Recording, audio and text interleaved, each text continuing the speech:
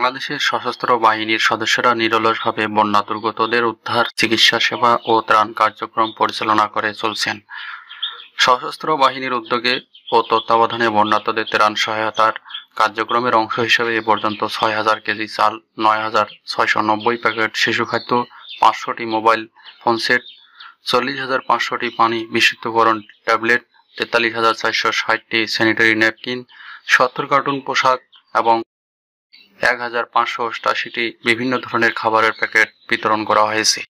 পাশাপাশি সশস্ত্র বাহিনীর বিশেষজ্ঞ ডাক্তারের সমন্বয়ে ৬০টি অস্থায়ী মেডিকেল টিমের মাধ্যমে আজ পর্যন্ত সর্বমোট ২,৫২২ জনকে চিকিৎসা সহায়তা প্রদান, ২,৫০০ জন বন্যা দুর্গত ব্যক্তিকে উদ্ধার, ৪১,৮২৭ প্যাকেট খাদ্য সামগ্রী এবং ৩,২৫০ জনকে রান্না করা খাবার বন্যার্তদের মাঝে বিতরণ করা হয়েছে। বন্যা কবলিত এলাকার সার্বিক পরিস্থিতি জানার জন্য মঙ্গলবার সেনাবাহিনী প্রধান জেনারেল ওয়াকারুজ্জামান, ফেনী জেলার ছাগলানাইয়া এবং নৌবাহিনী প্রধান অ্যাডমিরাল এম নাজমুল হাসান ফেনী জেলার ফুলগাজী উপজেলার বিভিন্ন উপদ্রুত এলাকা পরিদর্শন করেছেন। বন্যা পরিস্থিতি নিয়ন্ত্রণে বাংলাদেশ নৌবাহিনী দ্রুততার সাথে বন্যা কবলিত এলাকায় উদ্ধার, ত্রাণ, চিকিৎসা সেবা কার্যক্রম পরিচালনা শুরু করে। নৌ কন্টিনজেন্ট ফুলগাজীতে পর্যন্ত কয়েক হাজার মানুষকে উদ্ধার করে নিরাপদ স্থানে আশ্রয়ের ব্যবস্থা করছে।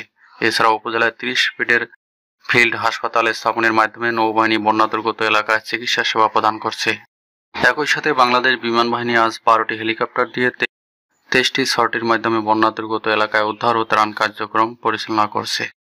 অন্তর্বর্তীকালীন সরকারের প্রধান উপদেষ্টা ডক্টর মোহাম্মদ ইউনূসকে ফোন করে অভিনন্দন জানিয়েছেন তুরস্কের প্রেসিডেন্ট রিসেপ তাইয়্যিপ এরদোয়ান। সেই সঙ্গে শিগগিরই বাংলাদেশ পুনর্গঠনের সহায়তার জন্য একটি উচ্চ ক্ষমতাসম্পন্ন প্রতিনিধি দল বাংলাদেশ পাঠানোর প্রস্তাব দিয়েছেন তিনি। মঙ্গলবার বাংলাদেশের অন্তর্বর্তী সরকারের প্রধান উপদেষ্টা অধ্যাপক ডক্টর মোহাম্মদ ইউনূসের সঙ্গে ফোনে কথা বলেছেন এরদোয়ান। অন্তর্বর্তী সরকারের প্রধানকে তুরস্ক সফরের আমন্ত্রণও জানিয়েছেন তিনি।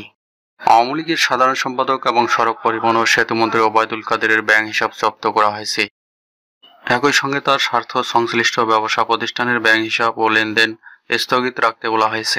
মঙ্গলবার বাংলাদেশ ব্যাংকের আর্থিক গোয়েন্দা সংস্থা বাংলাদেশ ফাইন্যান্সিয়াল ইন্টেলিজেন্স ইউনিট দেশের ব্যাংক ও আর্থিক প্রতিষ্ঠানের কাছে এই সংক্রান্ত নির্দেশনা পাঠিয়ে অ্যাকাউন্ট জব্দ করতে বলছে।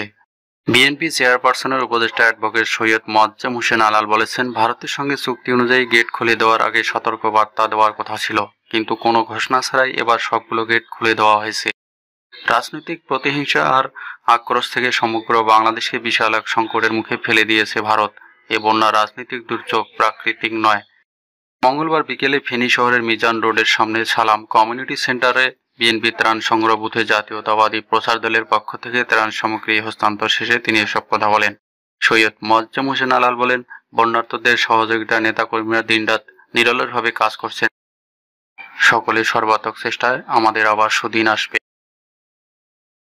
বিএনপির কেন্দ্রীয় ক্রীড়া বিষয়ক সম্পাদক ও ঢাকা মহানগর উত্তর সদস্য সচিব আমিনুল হক বলেছেন, ছাত্র জনতার স্বতঃস্ফূর্ত গণ অভ্যুত্থানের মাধ্যমে স্বৈরাচার শেখ হাসিনা দেশ থেকে পালিয়ে গেলেও বিদেশে বসে দেশের বিরুদ্ধে ষড়যন্ত্র করে নৈরাজ্য সৃষ্টি করছে। অবিলম্বে তাকে দেশে এনে বিচারের মুখোমুখি হতে হবে। মঙ্গলবার আন্দোলনে নিহত ৬ ছাত্রের পরিবারের সাথে দেখা করে এসব কথা বলেন তিনি। গত ৪ আগস্ট আন্দোলনের সময় পুলিশ ও আওয়ামী লীগ সন্ত্রাসীদের গুলিতে নিহত ৬ ছাত্র আমিনুল ইসলাম হৃদয়, শাহরিয়ার হোসেন আলভি, মোহাম্মদ সানি, সাব্বির হোসেন রনি, জুলফিকার আহমেদ শাকিল, লিটন হোসেন লাল্লুর বাসায় গিয়ে তাদের পরিবারের খোঁজ খবর নেন এবং তারেক রহমানের পক্ষ থেকে তাদের আর্থিকভাবে সহায়তা প্রদান করেন। বিএনপির আন্তর্জাতিক বিষয়ক কমিটির সদস্য ইঞ্জিনিয়ার ইশরাক হোসেন বলেছেন, আগামী দিনে রাজনীতি হবে কেবল জনগণের স্বার্থে, জনগণের পাশে দাঁড়ানোর জন্য, বাংলাদেশের স্বাধীনতা সার্বভৌমত্বকে রক্ষা করার জন্য। মঙ্গলবার লক্ষ্মীপুর জেলার রামগঞ্জে বন্যার্ত মানুষের মাঝে ত্রাণ বিতরণকালে তিনি একথা বলেন। আওয়ামী লীগ বাংলাদেশকে লুটপাট করছে বলে উল্লেখ করে ইশরাক হোসেন বলেন, বাংলাদেশের মাটিকে তারা নিজেদের পৈতৃক সম্পত্তি মনে করছে। গত ৫ই আগস্ট স্বৈরাচারের পতনের পর আমরা এখন স্বাধীন বাংলাদেশে নিঃশ্বাস নিতে পারছি। আত্মসম্মানের সাথে একজন নাগরিকের সম্মান নিয়ে আমরা বসবাস করতে পারছি।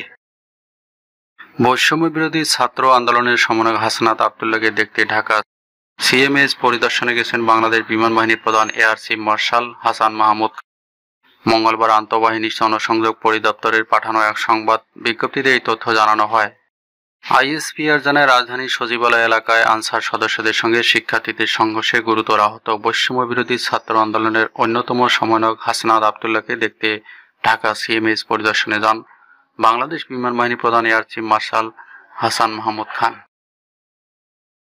এদিকে অন্তর্বর্তী সরকারের উপদেষ্টাদেরকে ছাত্র জনতার সংগঠিত বিপ্লবকে ধারণ করে নির্বাচন কমিশনকে 24 ঘন্টার মধ্যে বিলুপ্ত করার আহ্বান জানিয়েছেন বিএনপির স্থায়ী কমিটির সদস্য মেজর অবসরপ্রাপ্ত হাফিজউদ্দিন আহমেদ বীর বিক্রম। এ সময় তিনি দ্রুত নির্বাচনের রোডম্যাপ ঘোষণার আহ্বান জানিয়েছেন। মঙ্গলবার রাজধানীর জাতীয় প্রেস ক্লাবের মাওলানা আকরাম খাঁ হলে বাংলাদেশ জাতীয়তাবাদী মৎস্যজীবী দলের উদ্যোগে আয়োজিত দলটির কেন্দ্রীয় কমিটির আহ্বায়ক ও বিএনপির জাতীয় নির্বাহী কমিটির সদস্য বীর মুক্তিযোদ্ধা প্রয়াত রফিকুল ইসলাম মাহতাবের স্মরণ সভায় প্রধান অতিথির বক্তৃতায় তিনি এই আহ্বান জানান। হাফিজউদ্দিন বলেন, উপদেষ্টারা দয়া করে যে বিপ্লব সংগঠিত হয়েছে তাকে ধারণ করুন। নির্বাচনের দিন প্রধান কমিশনার ঘুমায়, সেই কমিশন 24 ঘন্টার মধ্যে বিলুপ্ত করুন, নইলে গণতন্ত্র আসবে কিভাবে? সাধারণ জনগণের অধিকার যেন আর কেউ খর্ব করতে না পারে, সেজন্য দেশের সব মানুষকে সজাগ দৃষ্টি রাখতে হবে। এছাড়াও তিনি বলেন, এই সরকারকে সময় দিতে চাই। গণতন্ত্র প্রতিষ্ঠিত করতে হলে সময় লাগবে, তবে এই সরকারকে একটি যৌক্তিক সময় দিতে চাই। এদেশে গণতন্ত্র প্রতিষ্ঠা করতে হলে নির্বাচনের কোনো বিকল্প নাই। অতি অল্প সময়ের মধ্যে আপনারা একটি রোডম্যাপ ঘোষণা করুন, একটা যৌক্তিক সময়ের মধ্যে নির্বাচনের ব্যবস্থা করুন, জনগণের প্রতিনিধিদেরকে রাষ্ট্রের দায়িত্বভার গ্রহণ করার সুযোগ করে দিন।